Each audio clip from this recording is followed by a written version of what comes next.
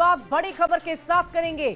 बड़ी खबर आपको पलामू टाइगर रिजर्व से जुड़ी हुई बताएं, जहां रांची के सिल्ली के मारदू गांव में रेस्क्यू कर लाए गए बाघ को पलामू टाइगर रिजर्व के बेतला नेशनल पार्क में छोड़ा गया। कैद से निकलते ही बाघ दहाड़ मारकर जंगल की ओर भागा और अब बेतला में टाइगर रिजर्व के कर्मचारी बाघ पर निगरानी रखे रहे। पीटीआर के अधिकारी ने बताया कि ये बाघ कुछ दिन पहले पलामू किला क्षेत्र में दिखा था और यहां से होते हुए सिल्ली तक पहुंच गया। कल मारदू गांव में एक घर में करीब 13 घंटे तक रेस्क्यू ऑपरेशन चलाया गया, जिसके बाद बाघ को केज में कैद किया गया। रेस्क्यू ऑपरेशन के दौरान बाघ ने किसी को नुकसान नहीं पहुंचाया था। तस्वीरें हम आपको जंगल की दिखा रहे हैं, जहां आपको नजर आ रहा होगा कि कैसे बाघ वहां पर दौड़ता हुआ नजर आ रहा है। जैसे ही उसे केज से बाहर निकाला गया, वो भागते हुए जंगल की ओर अंदर भागा है। जो तस्वीरें इस वक्त आपकी टीवी स्क्रीन पर है। हम आपको बता दें कि कल सिल्ली के एक घर में बाघ घुस गया था, जिसके बाद लगभग 13 घंटे तक मारदू गांव में ऑपरेशन चलाया गया वन विभाग की तरफ से, ताकि इस बाघ को सुरक्षित तरीके से कैद किया जा सके। कैद कर भी लिया गया और जंगल में भी छोड़ा गया, जिसकी तस्वीरें आपको दिखा रहे हैं। इस पूरी खबर के अधिक जानकारी के साथ न्यूज़ 18 संवाददाता रांची से संजय सिन्हा हमारे साथ फोन लाइन पर है। क्या जानकारी है संजय आपके पास इस तस्वीर के संदर्भ में? देखिए, बिल्कुल जरा याद कीजिए कि 14 घंटे तक बाघ को लेकर रेस्क्यू ऑपरेशन चलना, बाघ का एक घर में बंद रहना और बाघ को अब खुली आसमान मिली है।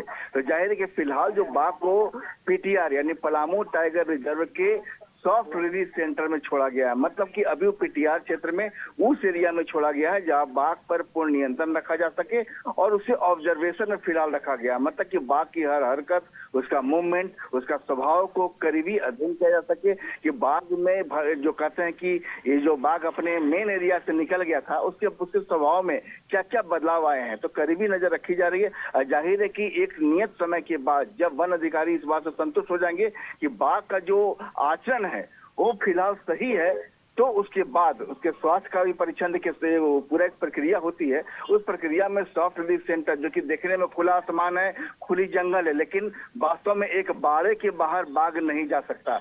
मतलब एक घेरा है, एक सुरक्षा चक्र के अंदर में घेरा है।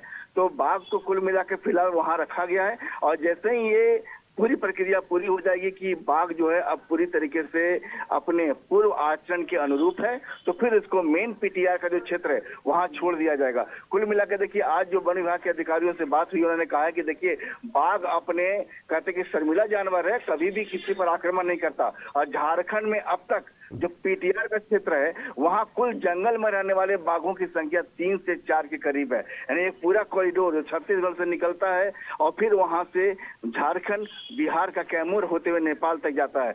मतलब क्या समझ जाइए कि यहाँ पर अब जो है ये बाघ के जो कहते हैं कॉरिडोर, बाघ कभी रास्ता भटकता नहीं है, अपने कॉरिडोर में ही चलता है, मतलब टेरिटरी में चलता है। बाघ अपना एक क्षेत्र बनाता है। ऐसा नहीं है कि एक जो बाघ का क्षेत्र होता है वहां वो 2-2 बाघ देखेंगे। आमतौर पर जहाँ बाघ जो है छोटा क्षेत्र होता है, तो बाघ जहाँ अपनी टेरिटरी में एक ही बाघ रहेगा, वो उसका अपना शासन होता है जानवरों के बीच में, वो कभी भी दूसरे के शासन के अधीन नहीं रह सकता है। तो वाकई छोटी से बड़ी बातों का ऑब्जर्वेशन किया जाएगा, उसे निगरानी में रखा जाएगा, उसके स्वास्थ्य तक की जानकारी ली जाएगी और उसके बाद उस हिसाब से आगे वन विभाग की टीम एक्शन भी लेगी। बहुत बहुत शुक्रिया संजय हमारे साथ जुड़ने के लिए, तमाम जानकारी के लिए। अगली खबर आपको बोकारो से बताएंगे, जहां गोमिया प्रखंड के धर्मपुर गांव में हाथियों के झुंड ने क्रशर साइट पर ही हमला बोल दिया। हाथियों ने मजदूर कलाम अंसारी को पटक पटक कर मार डाला है। पश्चिम बंगाल के बर्धमान जिले के कुल्टी का रहने वाला था कलाम अंसारी।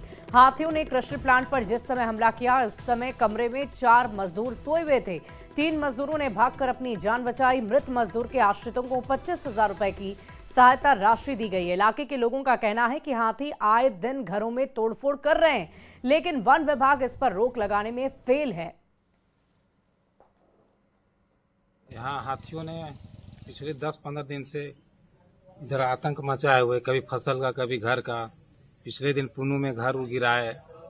यहाँ भी एक आदमी का जान भी चला गया, जो इस क्रेशर में काम कर रहा था, वो व्यक्ति जो धनबाद का रहने वाला। यहाँ पे इस रेंज में अक्सर हाथियों का प्रभाव रहा है और हमारी टीम द्वारा भी पिछले हफ्ते से इस झुंड को वहाँ से सुरक्षित रीत्या दूसरे जंगल में पहुँचाने के प्रयास किया गया है।